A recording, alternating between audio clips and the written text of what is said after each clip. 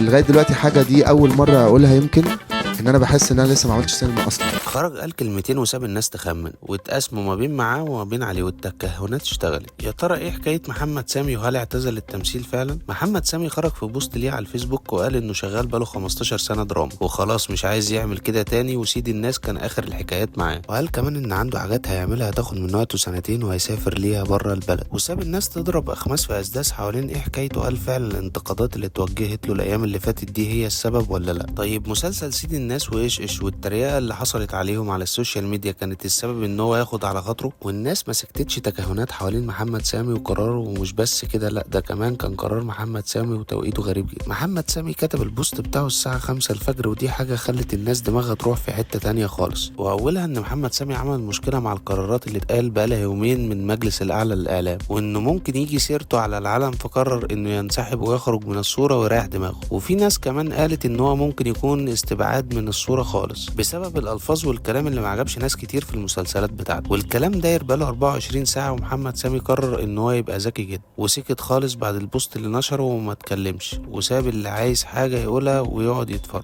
وده اللي بيعمله كل مره، يفرغ الحديث ويقعد يتفرج عليه عادي جدا. بس الموضوع ما وقفش عليه، لا ده كمان ابوه دخل في الصوره ونزل ليه بوست غريب زود حيره الناس حوالين اللي عمله ابنه، وهو انه كان بيدعي ليه من قدام الكعبه وهو بيعمل عمره، وشاهد ربنا قدام الناس ان ابنه بر باهله واحسن واحد في الدنيا، وقعد يدعي ليه ان ربنا يحفظه ويوفقه في اللي جاي في حياته. طبعا ده كلام حير الناس اكتر حوالين هو ابنه بجد هيقعد في البيت ومش هيشتغل مخرج تاني، ولا في ازمه ومحدش عارف عنها حاجه. بس الحقيقه طلعت غير كده خالص، والموضوع وراه تفاصيل كتير مختلفه ومفاجاه كمان. اولها ان محمد سامي ما اعتزلش الاخراج زي ما الناس اغلبها فهم ولا اي حاجه، وان الموضوع برضو مش لعبة هروب من سامي زي ما ناس تانية فاهم. الموضوع ان محمد سامي خلاص راح في حتة محمد رمضان اللي كان بيسعى ليها من زمان، وان حلمه اتحقق وهيسيب مصر فعلا لمدة سنتين زي ما هو قال.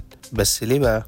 عشان تعاقد مع شركة يونيفرس العالمية على انه هيخرج فيلم عالمي، وده هياخد منه سنتين تصوير بحالهم، وطبعا مش هيقعد فيهم في مصر. ودي نفس الشركة اللي اتعاقد معاها محمد رمضان من كام سنة وعمل معاها اغاني اجانب مع مطربين اجانب، والاغاني دي فتحت ليه طريق كبير في الحفلات في اوروبا وغيرها، وعملت اسم رمضان هناك. فسامي بقى زي رمضان ومحدش بقى احسن من حد، وكمان سنتين هنشوف اسم محمد سامي على فيلم عالمي. انتوا بقى ايه رأيكم في اللي عمله محمد سامي والخطوة الجديدة بتاعته؟